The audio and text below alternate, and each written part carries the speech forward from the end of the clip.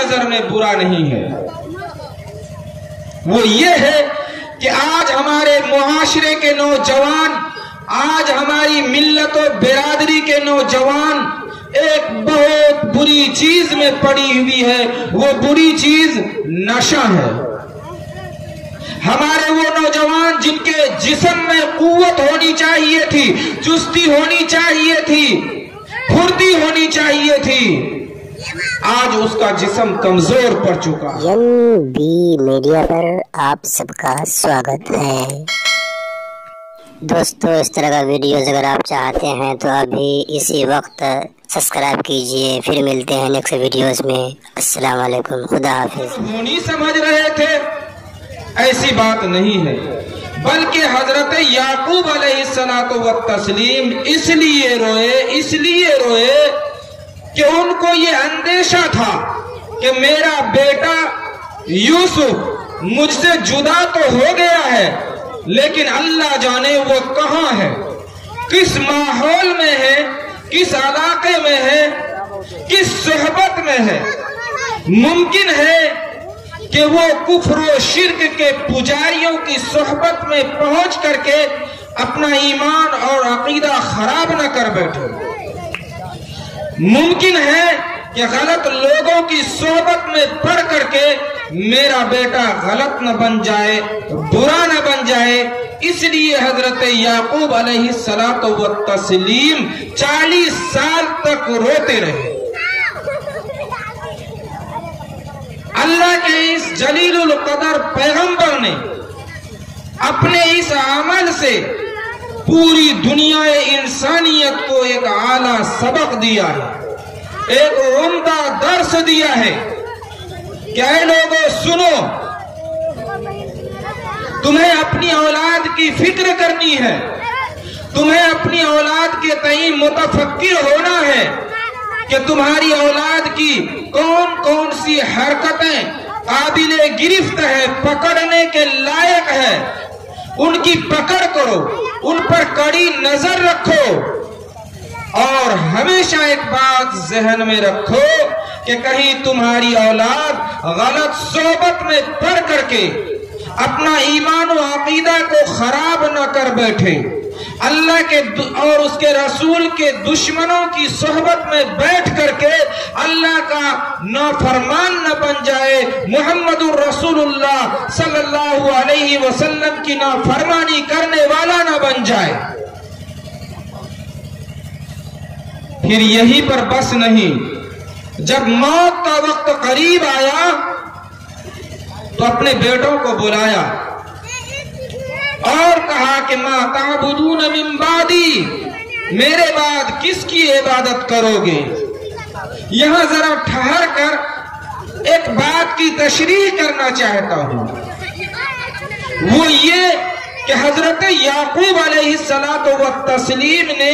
اپنے بیٹوں کو جب انہیں یہ اندازہ ہو گیا کہ اب میری موت آنے والی ہے، سوال کیا۔ بہت سارے لوگ ہیں جن کو اللہ تعالیٰ کی طرف سے یہ بات سمجھ میں آ جاتی ہے کہ اب میری موت کا وقت قریب آ چکا ہے، تو حضرت یعقوب علیہ السلام تو اس کے زیادہ حقدار تھے، کیونکہ وہ نبی جو ٹھہرے، تو بیٹوں سے کہا کہ ما تعبدون من بعدی، میرے بعد کس کی عبادت کرو گے؟ عام طور پر والدین اور گارجین کا مزاج یہ ہوتا ہے کہ موت کے وقت وہ اپنی اولاد کو جو سب سے اہم اور ضروری بات سمجھتے ہیں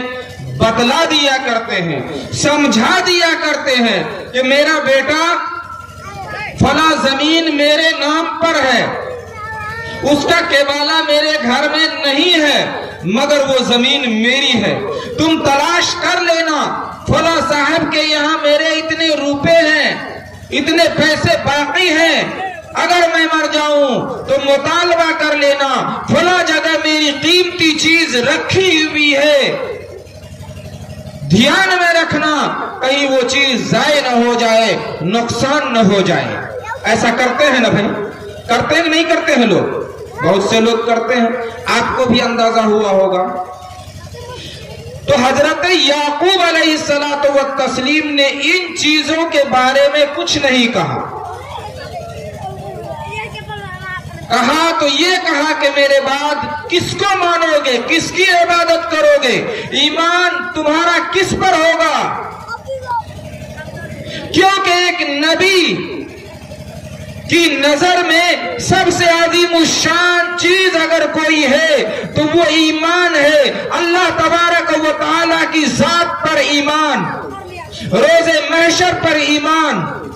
मरने के बाद दोबारा उठाए जाने पर ईमान, कब्र, हशर और नश्र पर ईमान, तकदीर पर ईमान, ये सबसे अजीम चीज होती है। तो इन चीजों के बारे में हजरत याकूब अपने बेटे को वसीयत कर रहे हैं। फिर उनके बेटे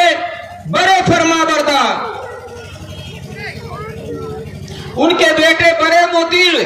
उन्होंने भी बैक जबान होकर कह दिया कि नाबुदु इलाहका व इलाहा आबाइका इब्राहीमा व इस्माईला व इसहाक, कि हम एक खुदा की परस्तिश करेंगे, एक खुदा की पूजा करेंगे, आपके और आपके बाप दादा हजरत इब्राहीम और इस्माईल और इसहाक के परवरदिगार की इबादत करेंगे, इलाहु वाहिदा, एक माबूद की इबादत करेंगे। तो ईमान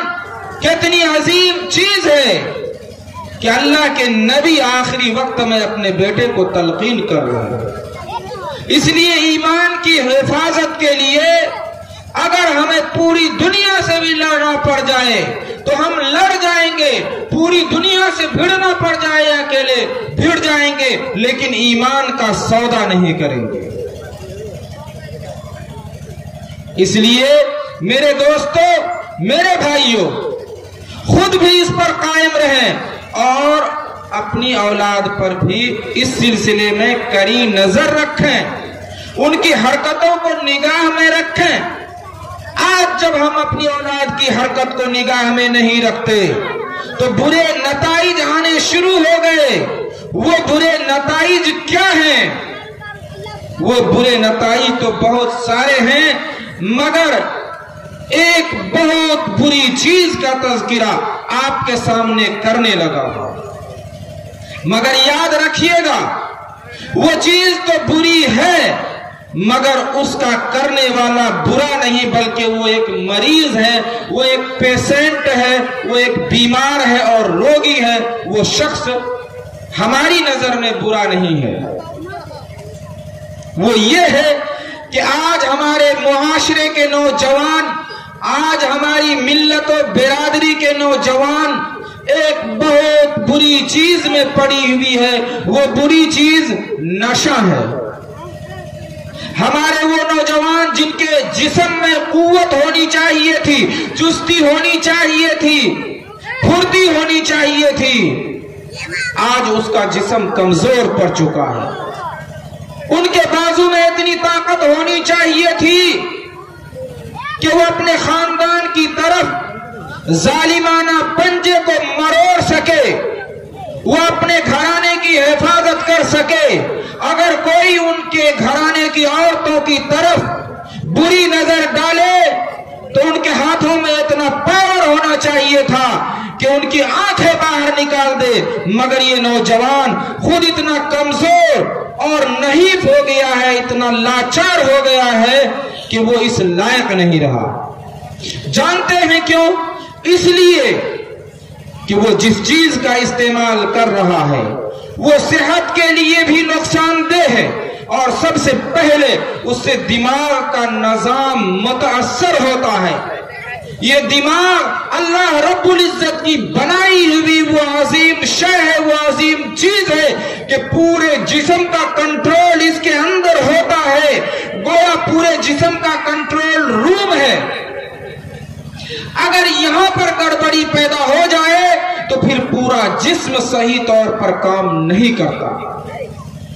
और नशीली चीजों का सबसे बड़ा साइड इफेक्ट यही है کہ سب سے پہلے وہ دماغ کو، برین کو افیکٹڈ کرتا ہے، اور نشہ بھی وہ خطرناک نشہ کہ جس میں صرف اور صرف نقصان ہی ہے، فائدہ کچھ بھی نہیں۔ پہلے زمانے میں لوگ جن نشیلی چیزوں کا استعمال کیا کرتے تھے وہ تفریح کے لیے کیا کرتے تھے، اس سے تھوڑا بہت تو فائدہ تھا۔ قرآن میں آیا ہے کہ ان کا گناہ یعنی شراب اور نشیلی چیز کا گناہ یہ ان کے نفع سے زیادہ ہے، مگر بات سمجھ میں آتی ہے کہ کچھ تو اس میں نفع تھا، چونکہ پہلے شراب کھجور سے بنائی جاتی تھی، انگور سے بنائی جاتی تھی۔ انگور بہت فائدہ مند پھل ہے، کھجور بہت توانائی بھری ہوئی غذا ہے، خوراک ہے، اس کے احادیث نبویہ میں بہت سارے فضائل موجود ہیں، تو ان چیزوں سے یہ نشیلی چیزیں تیار کی جاتی تھی۔ مگر دھیرے دھیرے زمانہ بدلتا گیا، وہ چیزیں مہنگی ہوتی گئی اور کم ملنے لگی، تو پھر لوگوں نے دوسری خراب چیزوں کی طرف اپنے ذہن اور دماغ کو لگایا، اس سے نشیلی چیزوں کو حاصل کیا، پھر اس کو پوری دنیا میں پھیلا دیا تاکہ نوجوان اور دوسرے لوگ اس کا استعمال کر سکیں اور انہیں معاشی طور پر بہت بڑا فائدہ ہو سکے، ان کے بزنس کو چار چاند لگ سکے، ان کی تجارت پروان چڑھنے لگے۔ اس میں سب سے پہلے پیش قدمی کرنے والا جو ملک ہے وہ امریکن اور یورپین ملک ہے، اور وہ بات وہیں تک محدود نہیں رہی، دھیرے دھیرے دنیا کے گوشے گوشے اور چپے چپے میں انہوں نے ایک سازش کے تحت پھیلا دیا، اور جب سے حکومت بہار نے شراب پر پابندی عائد کی ہے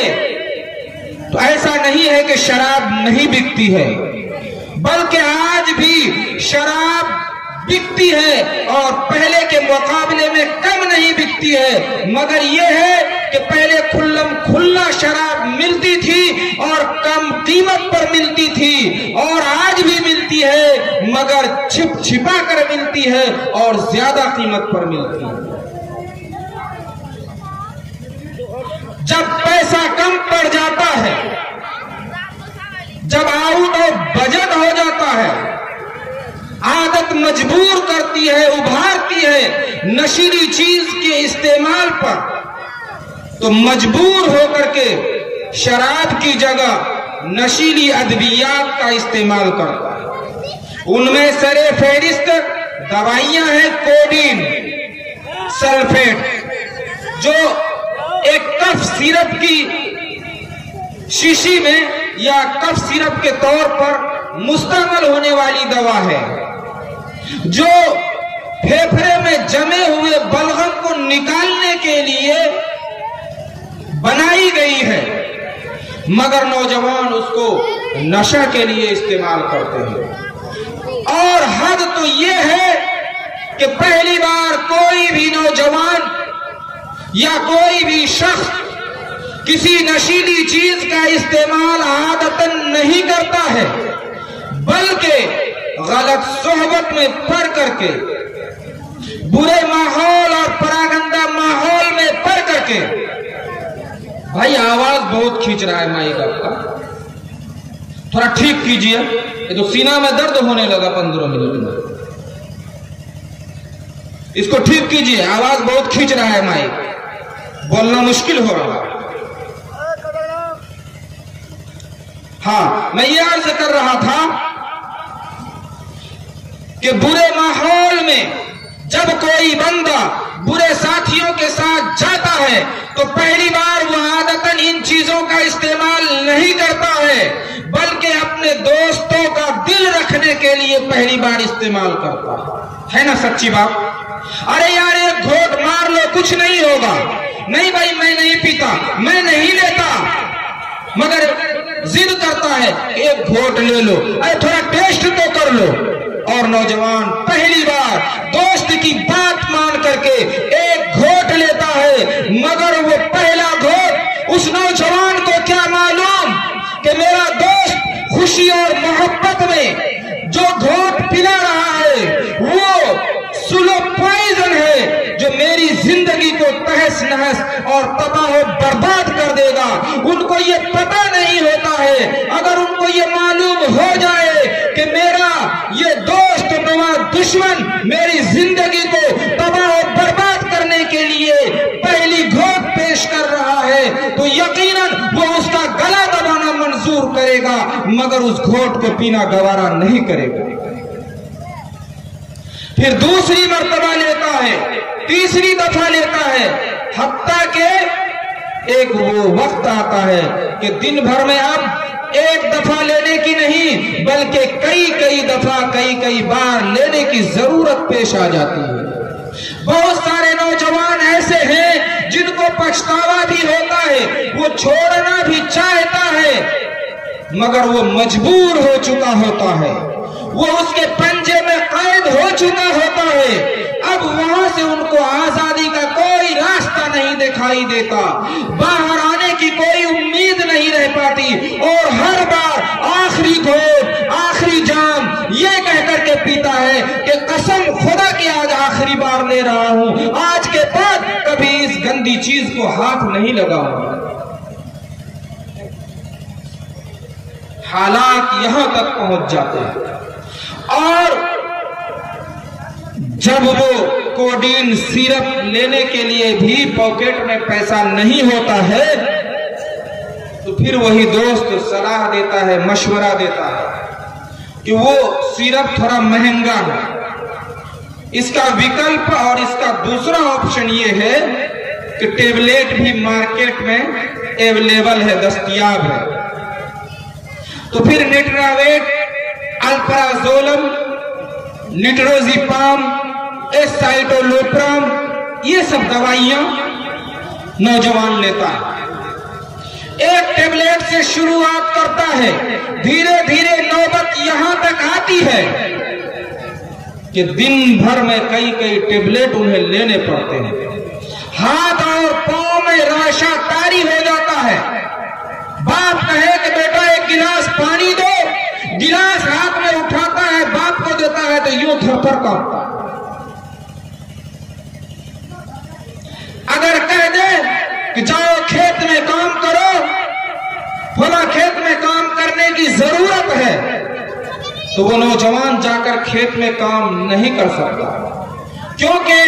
ان کے اعضاء اور جوارح، مسل جس کو بولتے ہیں ہم لوگ، وہ اتنے کمزور ہو چکے ہیں کہ وہ اس میں کام بھی نہیں کر سکتا، اور اگر دھوپ ہو جائے تو وہ برداشت بھی نہیں کر سکتا، اتنی حالت بری ہو جاتی ہے۔ پھر وہ ایک وقت وہ آتا ہے